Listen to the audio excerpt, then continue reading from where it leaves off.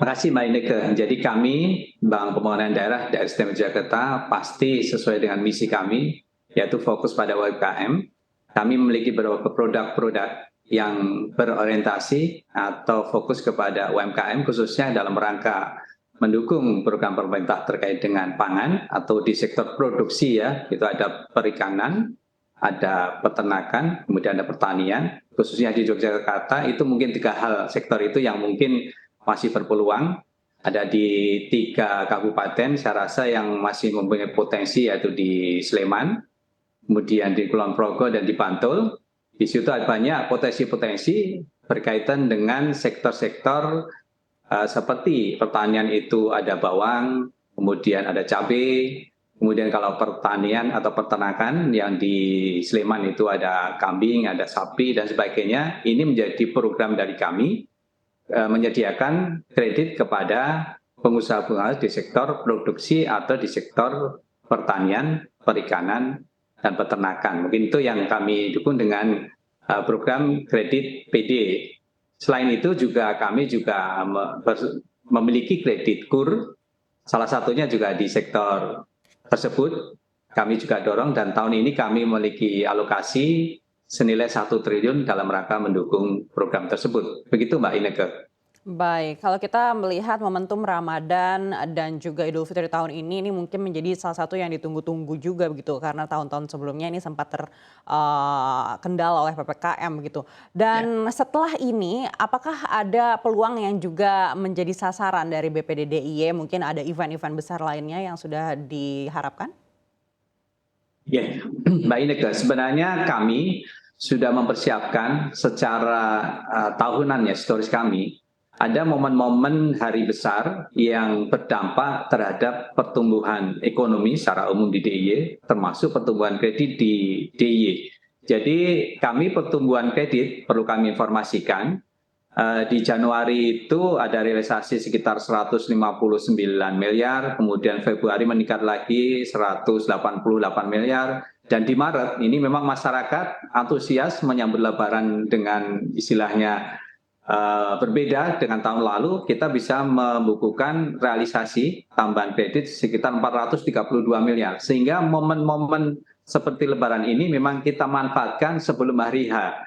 Kemudian kami juga memiliki momen-momen yang baik. Yang kedua yaitu masa sekolah anak-anak ya. Jadi atau masa untuk mahasiswa sekolah ajaran baru. Ini juga ada momen baik yang nantinya kami persiapkan sebelum di Juni. Sehingga di bulan Mei nanti akan kita luncurkan produk-produk untuk mendukung kegiatan tersebut. Termasuk nanti menjelang di akhir tahun. Ini juga menjadi momentum. Saya rasa Bank Umum sekalian sudah ada siklus ya, momen-momen hari-hari tertentu itu ada pertumbuhan kredit yang signifikan di bulan-bulan tertentu. Begitu Mbak Ineke.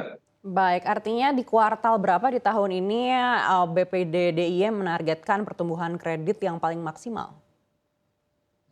Kami mungkin di kuartal 3. Saya rasa itu menjadi peak-nya ya, mungkin yang dioptimalkan di situ. Walaupun di bulan Maret ini sebenarnya semester di triwulan pertama ini sudah cukup tinggi, bisa 5,05, namun demikian kami nanti mungkin di kuartal ketiga ataupun mungkin di semester setelah semester pertama selesai, mungkin di situ akan kami dorong, kita push untuk pertumbuhan kredit yang sangat signifikan. Baik, berapa persentase pertumbuhan outstanding kredit yang dibidik di kuartal 3 tersebut? Ya, dari historis selama 3 bulan saja sudah bisa tumbuh 5,05%. Saya rasa kami bisa menjangkau pada posisi minimal di 9%. Mungkin kira-kira optimalnya di 12%-an. Begitu Mbak Ineke. Pak Agus, kira-kira faktor apa saja yang mungkin bisa mendukung ekspansi BPD DIY hingga akhir 2023 ini? Ya, makasih Mbak Ineke. Perlu kami sampaikan ada 2 sisi ya. Yang jelas dari eksternal, dengan adanya pencabutan PPKM, saya rasa aktivitas mobilisasi orang itu menjadi daya dukung pertumbuhan ekonomi dan otomatis sektor real itu akan bangkit, dan Bank BPD DIY pertumbuhan kreditnya pasti akan meningkat dengan baik atau pesat sesuai dengan rencana bisnis bank.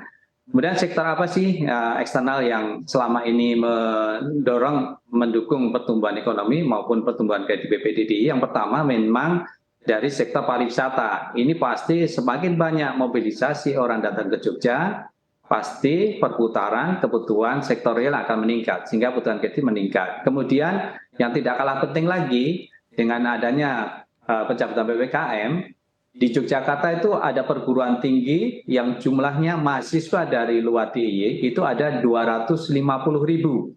Kalau 250.000 membelanjakan uangnya 1 juta dalam sebulan saja, itu sudah sebulan 250 miliar. Ini juga akan mendukung sektor real dan otomatis pertumbuhan kredit di DIY juga akan tumbuh pesat, khususnya juga di Bank BPD DIY.